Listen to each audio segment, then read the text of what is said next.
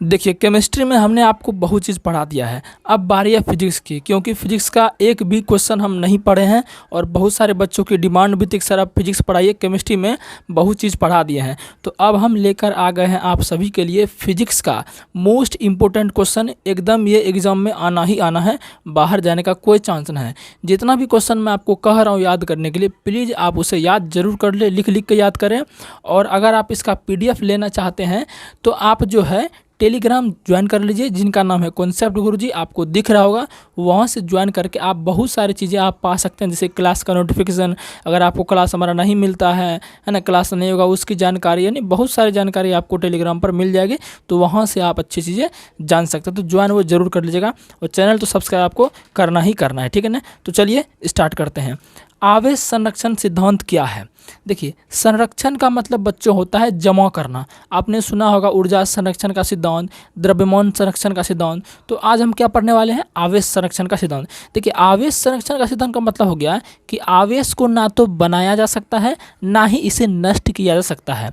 तो पढ़ते हैं इसको। इस सिद्धांत के अनुसार आवेश को ना तो उत्पन्न किया जा सकता है और ना ही नष्ट किया जा सकता है, बल्कि इनका स्थानांतरण हो सकता है। स्थानांतरण का मतलब हो गया कि एक इलेक्ट्रॉन, मतलब कि आवेश का मतलब क्या है, यहाँ पर इलेक्ट्रॉन का समझ लीजिए, इलेक्ट्रॉन पर आवेश है तो नेगेटिव आवेश हो गया, मतलब इलेक्ट्रॉन स्थानांतरण हो सकता है, एक जगह से दूसरी जगह जा सकता है, प्लस माइनस के पास जा सकता है, माइनस प्लस के पास जा सकता है। तो कहने का मतलब पूरा है, आपका जो आवेश है इनका स्थानांतरण हो सकता है, लेकिन इनका नष्ट और इनका उत्पन्न ये वाली चीज़ें नहीं हो सकती है। अर्थात हम कह सकते हैं कि निकाय, निकाय मतलब वस्तु, निकाय मतलब वस्तु, इनका कुल आवेश क्या रहता है? सदैव फिक्स रहता है, संरक्षित रहता है, बदलता नहीं है, ठीक है ना। तो ये आपका 2 नंबर में ये प्रश्न आता है, आप इसको आसानी से समझ गए होंगे, ठीक है ना। इसको आपको लिखना है तो लिख लीजिए, नहीं तो आपको बता दिए PDF आपको कहाँ मिलेगा, चुपचाप समझते जाइए बस। फिर बात करते हैं एक क्षर चुंबक की। नेक्स्ट क्वेश्चन है, एक क्षर चुंबक की अक्षीय स्थिति और निरक्षीय स्थिति को समझाएं। तो देखिए, क्षर चुंबक यानी चुंबक वाला चैप्टर से आपका ये प्रश्न है, बहुत ज़्यादा VVI प्रश्न है, इनको देखते हैं। अक्षीय स्थिति ऐसे लिखना, पहले आपको अक्षीय स्थिति का परिभाषा लिखना है, फिर आपको निरक्षीय स्थिति का परिभाषा लिखना है। आपको 2 नंबर में 2 नंबर है, बिल्कुल दे देगा, ठीक है ना। तो अक्षीय स्थिति में क्या डेफिनेशन लिखना है? जब बिंदु चुंबक के अक्ष पर स्थित होता हो। मैं 1 मिनट आपको समझाना चाहता हूँ, इस पॉइंट को आप समझिएगा ध्यान से। जैसे मान के चलिए हमारे पास एक चुंबक है, ये क्या हमारे पास है?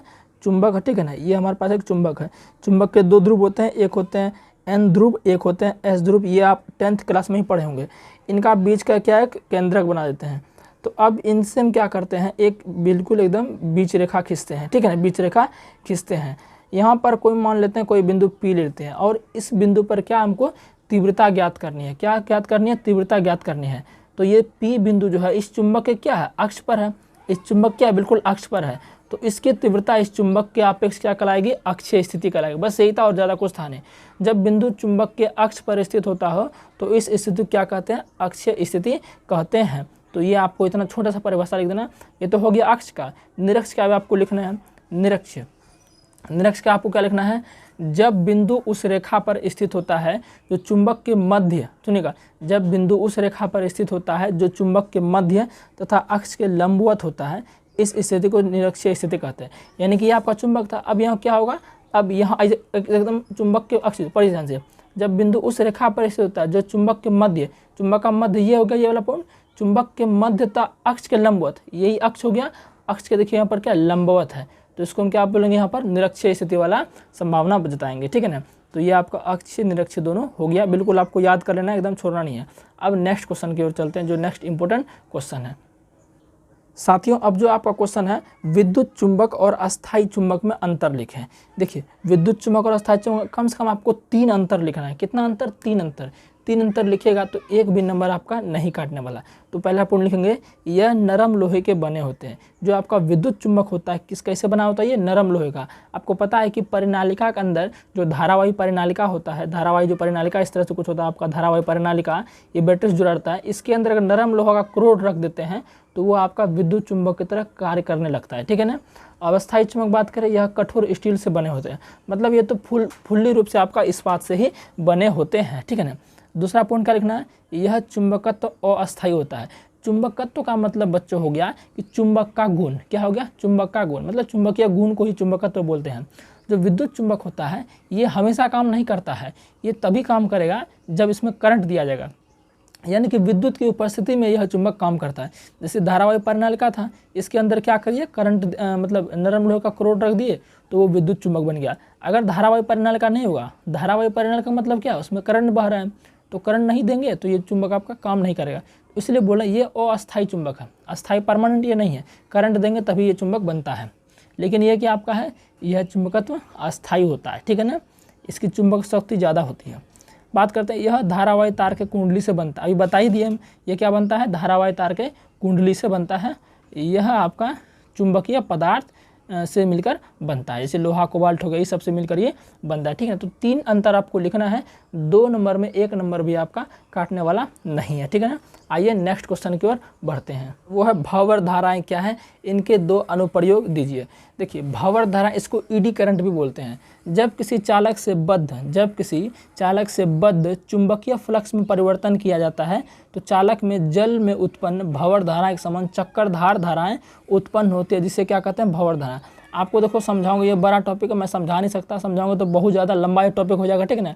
इसलिए आप इसे अच्छे से याद कर लीजिए, क्योंकि ये आपका थ्योरी वाला क्लास नहीं, बस मैं आपको अच्छे से समझा रहा हूँ थोड़ा थोड़ा करके, ताकि आप उसको अच्छे से कर पाएँ, ठीक है ना। बहुत ज़्यादा कुछ है नहीं, 2-3 बार आप लिखेंगे। देखिए जो चीज़ आपको समझ नहीं आती है, याद नहीं होता, उसको 2-3 बार लिख लीजिए, बाकी कितना चीज़ तो ऐसे ही याद हो जाता है ना, तो ये आपको ध्यान रख लेना है। अब इसका अनुप्रयोग भी कह रहा है, अनुप्रयोग मतलब इसका उपयोग लिखिए, चल कुंडली धारामापी में। किस में होता है, चल कुंडली धारामापी में। दूसरा नंबर, विद्युत रेलगाड़ी में ब्रेक लगाने में, जो आपका इलेक्ट्रिक ट्रेन होता है उसमें ब्रेक लगाने में इनका यूज होता है भंवर धारा का। और अब प्रेरण भट्ठी में, प्रेरण मोटर में। देखिए 2 ही कह रहा है लिखने, हमने 4 लिख दिया है, तो 2 आप नहीं भी लिखना, बाकी मैंने लिख दिया है, आपको याद करने का मन हो तो कर लीजिएगा। 2 कह रहा तो 2 आपको ना जो अच्छा लगे वो लिख लीजिएगा, ठीक है ना। तो सिंपल आपको इसको याद कर लेना है, ठीक है ना। चलिए नेक्स्ट एंड लास्ट देखते हैं, आपका है प्राथमिक और द्वितीयक इंद्रधनुष में अंतर स्पष्ट करें। ये भी प्रश्न बहुत ज़्यादा इंपॉर्टेंट है, इसको भी आपको अच्छे से याद कर लेना है, तैयार कर लेना है क्वेश्चन को। देखिए इंद्रधनुष के बारे में आप 10th में ही पढ़े होंगे, ठीक है ना, तो उसी से मिलल जुलल आपका सवाल है। तो प्राथमिक इंद्रधनुष इधर लिखना है, द्वितीयक इधर लिखना है। यह एक आंतरिक परावर्तन के कारण होता है। परावर्तन देखिए आप 10वीं में पढ़े होंगे, तो अब इसको हम क्या समझाएं, इसमें कुछ जाने ना है। तो प्राथमिक इंद्रधनुष कब होता है, यह आपका आंतरिक परावर्तन कारण होता है, यानी कि एक बार इसमें आंतरिक परावर्तन, कितना बार, एक बार होता है।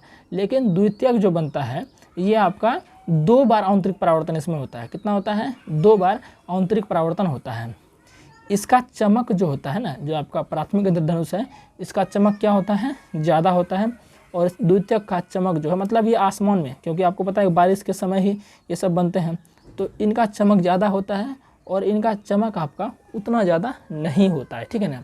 अब बात करें जो आपका प्राथमिक इंद्रधनुष है, यह 3 प्रक्रिया में बनता है। कितना प्रक्रिया में, 3 प्रक्रिया में। और यह आपका 4 प्रक्रिया में, इन 4 चरणों में ये आपका होता है। फिर 4 नंबर आपका है, इसमें लाल रंग ऊपर तथा बैगनी रंग नीचे होता है। और आपका इसमें आपका बैगनी ऊपर लाल नीचे होता है, ठीक है ना।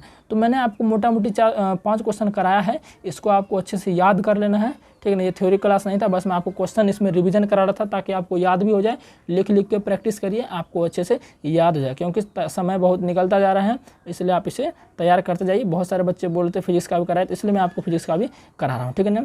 आपको अच्छा लगा होगा तो सब्सक्राइब जरूर कर दीजिएगा। मिलते हैं नेक्स्ट वीडियो में, तब तक के लिए बाय बाय।